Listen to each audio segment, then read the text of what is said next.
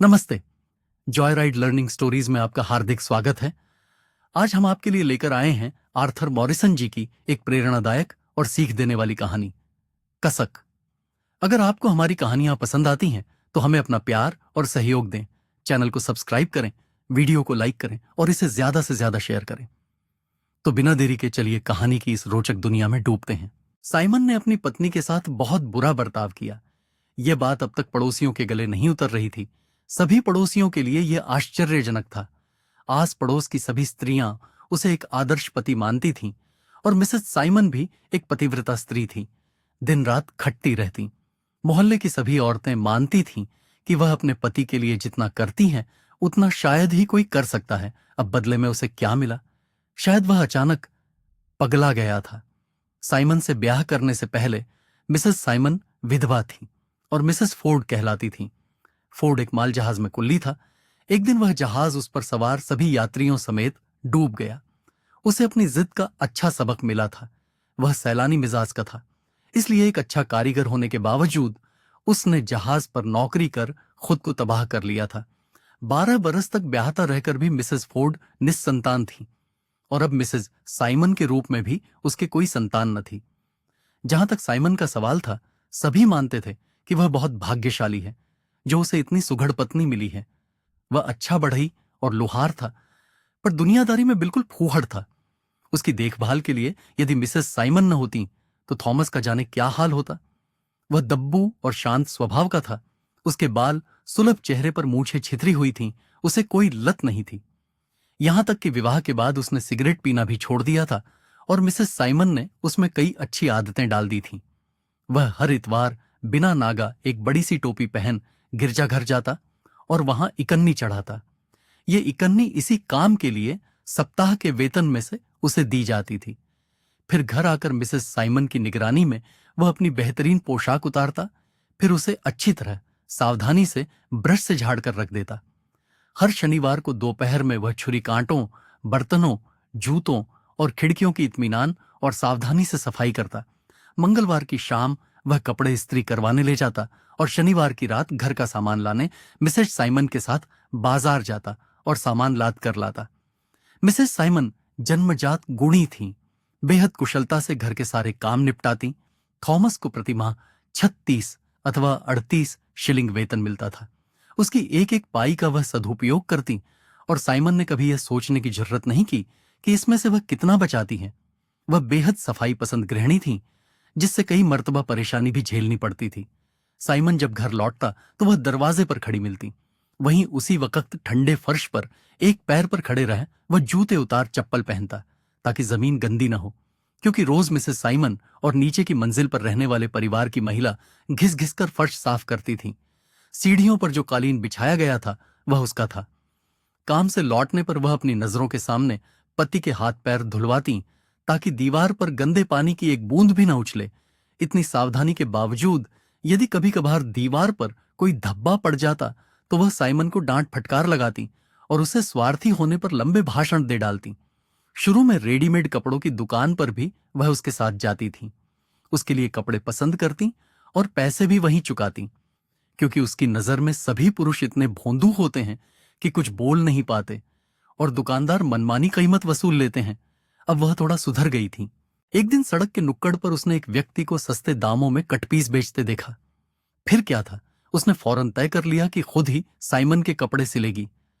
हर बात पर तत्काल अमल करना उसका एक गुण था। इसीलिए उसी दोपहर वह एक पुराने कपड़े में से कोट पतलून सिलने बैठ गई। इतना ही नहीं, रविवार तक सूट सिलकर तैयार भी हो गया। साइमन कपड़े देखकर चकरा गया। वह इस धक्के से उभर पाता उससे पहले ही उसे सूट पहना दिया गया और गिरजाघर भेज दिया गया। कपड़े कतई ठीक नहीं सिले थे।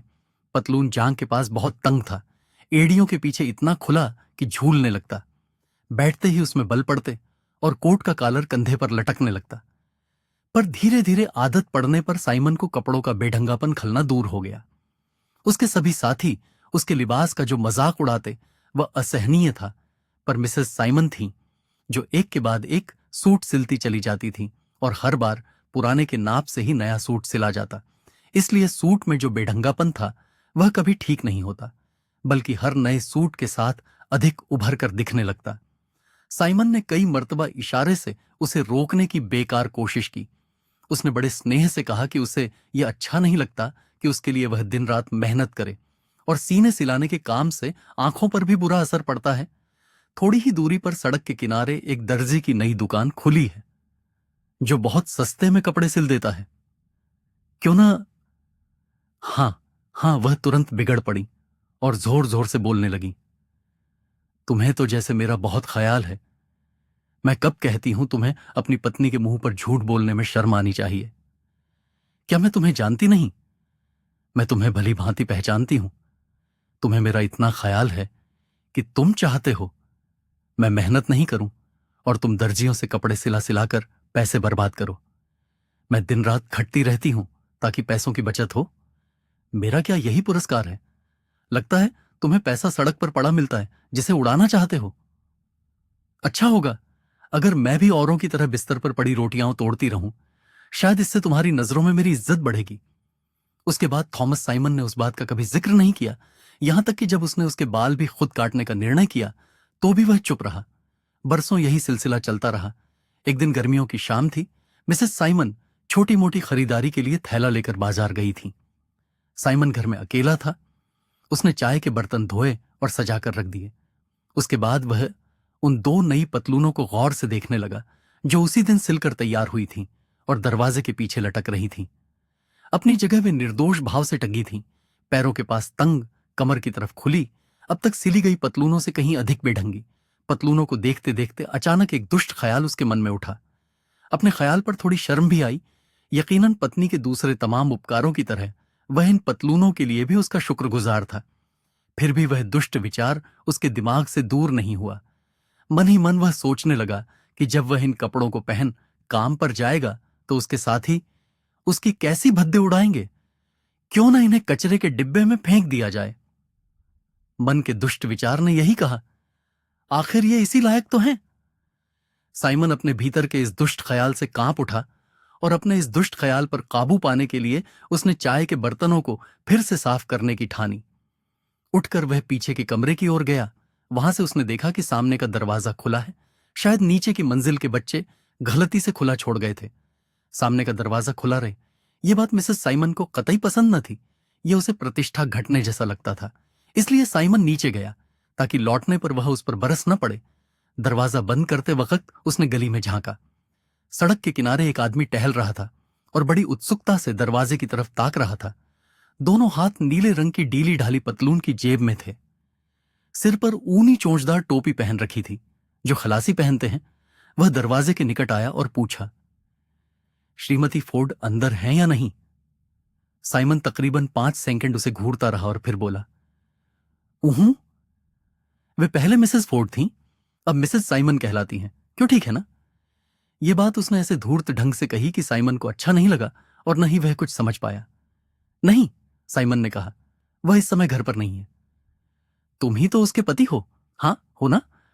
उस आदमी ने मुंह से पाइप लगाया और काफी वक्त मुंह सिकोड़ उसकी ओर ताकता रहा। आखिर वह बोला, बंधु, तुम तो बिल्कुल उसी किस्म के हो जैसा वह पसंद करती है। यह कह वह उसे फिर से निहारने लगा। फिर उसने देखा कि साइमन दरवाजा बंद करने जा रहा है तो एक पैर दहलीज पर और हाथ दरवाजे पर रखकर बोला, दोस्त, इतनी जल्दबाजी मत करो। मैं तुमसे ही बातें करने के लिए आया हूं। और उसने अपनी भौहें सिकोड़ लीं। साइमन को बड़ा अजीब लग रहा था, पर दरवाजा भी बंद नहीं कर सकता था, इसलिए उसे राजी होना पड़ा। तुम क्या चाहते हो? उसने पूछा। मैं तुम्हें नहीं जानता, तो मेरी गुस्ताखी माफ करो। पहले मैं तुम्हें अपना परिचय दे दूं। नकली नम्रता दिखाते हुए उसने अपनी टोपी अभिवादन की मुद्रा में उठाई। मैं बॉब फोर्ड हूं। वह बोला, मान लो कि मैं एक बिल्कुल अलहदा दुनिया से लौट कर आया हूं। सभी समझते हैं कि 5 बरस पहले मैं दूसरे लोगों के साथ जहाज में डूबकर मर गया था। मैं यहां अपनी बीवी से मिलने आया हूं। जब वह बोल रहा था तो साइमन के चेहरे का रंग उड़ता जा रहा था।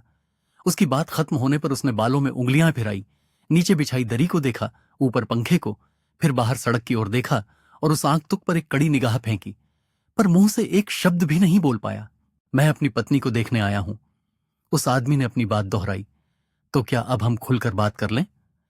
साइमन ने धीरे से मुंह बंद किया और बिल्कुल यंत्र चालित अंदाज में सीढ़ियां चढ़ने लगा।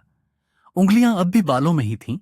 धीरे धीरे सारा मसला जहन में स्पष्ट होने लगा था और मन में वह दुष्ट ख्याल फिर से उछलने लगा था। मान लो ये शख्स फोर्ड ही निकला तब। मान लो ये अपनी पत्नी को वापस मांगे तो क्या उसके लिए असहनीय होगा? क्या वह ये चोट सह सकेगा? मन ही मन वह उन पतलूनों, चाय के बर्तनों, छुरी कांटों, खिड़कियों की साफ सफाई के बारे में सोचने लगा।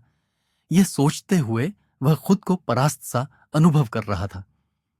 सीढ़ियां चढ़ते हुए फोर्ड ने उसकी बांह पकड़ ली और भारी आवाज में फुसफुसाते हुए पूछा, उसके लौटने में अभी कितना वक्त है? मेरे ख्याल से करीब 1 घंटा। साइमन ने जवाब देने से पहले मन ही मन सवाल दोहराया, फिर बैठक का दरवाजा खोला। ओह! फोर्ड ने चारों ओर नजर घुमाते हुए कहा, लगता है तुम बड्ढे मजे में हो। ये कुर्सियां, ये सारा सामान। उसने पाइप से इशारा करते हुए कहा, उसी का, यानी एक तरह से मेरा ही है। चलो अब खुलकर बात कर ली।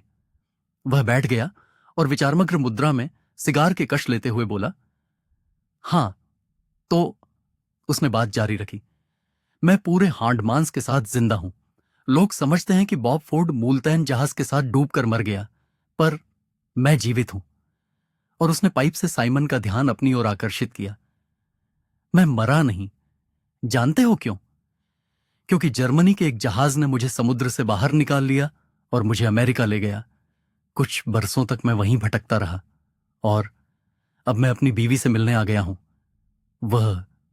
वह सिगरेट पीना कतई पसंद नहीं करती, साइमन ने कहा, मानो अचानक उसे यह बात याद आ गई हो। नहीं, मैं शर्तिया कह सकता हूं कि वह कुछ नहीं कहेगी। पाइप मुंह से निकाल हाथ में थामते हुए फोर्ड बोला, मैं उसके सारे तौर तरीके जानता हूं। खैर, तुम्हें वह कैसी लगती है? क्या वह तुमसे खिड़कियां साफ करवाती है? हां, साइमन ने हिचकिचाते हुए हामी भरी। हां, कभी कभार मैं उसकी मदद कर देता हूं।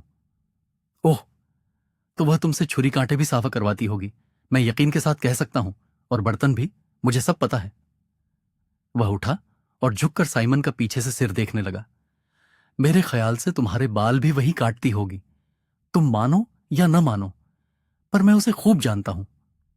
शर्म से झेंपते साइमन की उसने हर कोण से जांच की, फिर दरवाजे के पीछे लटक रहे पतलून का एक पैर ऊपर उठाया। मैं शर्तिया कह सकता हूं, ये पतलून भी उसी ने सिले हैं।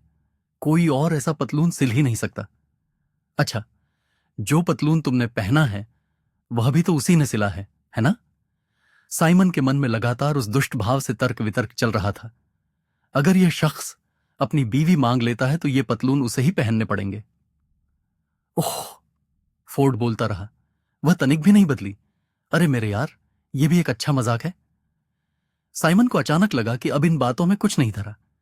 सीधी सी बात यह कि वह इसकी पत्नी है और शिष्टाचार का तकाजा है कि मैं इस बात को मान लूं। भीतर दुष्ट भाव ने उसे समझाया कि यही उसका कर्तव्य है। अच्छा तो, अचानक फोर्ड बोला, वक्त कम है और हम काम की बात नहीं कर रहे हैं। दोस्त, मैं तुमसे कठोर नहीं होऊंगा। मुझे अपने अधिकार पर डटे रहना चाहिए, पर मैं देख रहा हूं कि तुम्हारी बसी बसाई गृहस्थी है। तुम आराम से जीवन बसर कर रहे हो और तुम भले आदमी हो, इसलिए मैं, सहसा बड़ी उदारता दिखाते हुए उसने कहा, मिलाओ हाथ। मैं बस एक मुनासिब रकम बताए देता हूं, न कम न ज्यादा। 5 पाउंड में मामला तय कर लेते हैं और फिर मैं हमेशा हमेशा के लिए दूर चला जाऊंगा। साइमन के पास 5 पाउंड तो क्या 5 पेंस भी नहीं थे, और उसने साफ साफ कह दिया, मैं दरअसल पति पत्नी के बीच आने का ख्याल भी मन में नहीं लाना चाहता।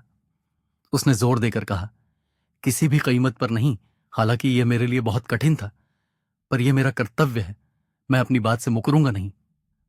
नहीं नहीं, फोर्ड ने साइमन की बांह पकड़ फौरन कहा, ऐसा मत करो, मैं थोड़ा कम किए देता हूं। अच्छा, चलो 3 पाउंड। देखो, यह बहुत ही वाजिब दाम है, क्यों है ना? इतनी सी रकम के बदले मैं सदा के लिए किसी दूर देश चला जाऊंगा। अपनी पत्नी को कभी अपना मुंह तक नहीं दिखाऊंगा। देखो, ये मर्द की जबान है, मैं अपनी जबान को पलटूंगा नहीं। मैं दफा हो जाऊंगा। बोलो, ठीक है ना? बेशक। तुमने मुनासिब दाम मांगे हैं, साइमन ने उल्लसित होकर कहा। यह तो बहुत कम है, यह तुम्हारी कृपा है, पर मैं तुम्हारी भलाई का कोई अनुचित फायदा नहीं उठाऊंगा। माई V0 फोर्ड, वह तुम्हारी पत्नी है और मैं तुम दोनों के बीच नहीं आऊंगा। मैं माफी चाहता हूं। तुम यही रहो, अपना हैक लो। यहां से अगर कोई जाएगा तो मैं जाऊंगा। और उसने दरवाजे की ओर कदम बढ़ाए। रुक जाओ, फोर्ड ने कहा, और साइमन तथा दरवाजे के बीच आकर खड़ा हो गया। देखो, जल्दबाजी मत करो, जरा सोचो, तुम्हारे लिए यह कितना नुकसानदेह होगा। तुम्हारा कोई घर बार नहीं रहेगा, न ही कोई देखभाल करने वाला होगा। यह वाकई भयानक होगा। अच्छा छोड़ो, हम दाम पर नहीं झगड़ेंगे। चलो, 1 आध पाउंड ही सही। यह मर्द की जबान है, इतना पैसा तुम आसानी से दे सकते हो। देखो, यहां यह घड़ी है और इतना बढ़िया सामान है। बस 1 पाउंड दे दो और मैं चलता बनूंगा। सामने के दरवाजे पर किसी ने 2 बार दस्तक दी। इस इलाके में 2 बार दस्तक देने का मतलब होता है यह ऊपर वाली मंजिल के किराएदार के लिए है। कौन है? फोर्ड ने सशंकित होकर पूछा। मैं देखता हूं, थॉमस साइमन ने कहा और तेजी से सीढ़ियों की ओर लपका। बॉब फोर्ड ने सामने का दरवाजा खुलने की आवाज सुनी और खिड़की के निकट जाकर नीचे झांकने लगा। नीचे उसे एक स्त्री की टोपी दिखाई दी, फिर ओझल हो गई। तभी दरवाजे के भीतर से उसे वही चिरपरिचित स्त्री कंठ की आवाज सुनाई दी। ठीक है, ठीक है, ऊपर तुमसे कोई मिलने आया है, साइमन ने जवाब दिया। फिर घनीभूत होते हुए अंधकार में फोर्ड ने एक आदमी को सरपट भागते देखा। वह थॉमस साइमन था। फोर्ड 3 कदमों में ही उछलकर नीचे जा पहुंचा। उसकी बीवी बाहर के दरवाजे पर हक्की बक्की साइमन को घूर रही थी, जो पीछे के कमरे में घुसा, खिड़की खोलकर गुसलखाने की छत से पिछवाड़े कूद पड़ा। इसके बाद तेजी से मकान की 4 दीवारी लांघ कर अंधेरे में ओझल हो गया। किसी ने भी उसे नहीं देखा। यही वजह थी कि ठीक अपनी बीवी की नजरों के सामने साइमन के इस तरह नीचतापूर्ण तरीके से भाग जाने पर सभी पड़ोसी हैरान थे। इस कहानी से हमें यह सीख मिलती है कि जीवन में जबरदस्ती किसी चीज को सहने की बजाय अगर सही मौका मिले तो खुद को उस परिस्थिति से मुक्त करना ही बेहतर होता है। साइमन एक दब्बू इंसान था जो अपनी पत्नी के अत्यधिक नियंत्रण और अनुशासन को चुपचाप सहता रहा, लेकिन जब उसे एक अप्रत्याशित अवसर मिला फोर्ड के लौटने का, तो उसने अपने आत्मसम्मान और सुख के लिए सही निर्णय लिया। इसके अलावा यह कहानी यह भी बताती है कि अति नियंत्रण और अपने विचारों को दूसरों पर थोपना, चाहे वह किसी भी नीयत से हो, रिश्तों में असंतोष और तनाव पैदा कर सकता है। मिसेस साइमन की अति व्यवस्थित और नियंत्रित स्वभाव ने उनके पति को मानसिक रूप से बंधन में डाल दिया था। इसलिए किसी भी रिश्ते में संतुलन बनाए रखना आवश्यक है। अगर आपको यह कहानी पसंद आई हो तो वीडियो को लाइक करें और चैनल को सब्सक्राइब करना न भूलें। धन्यवाद।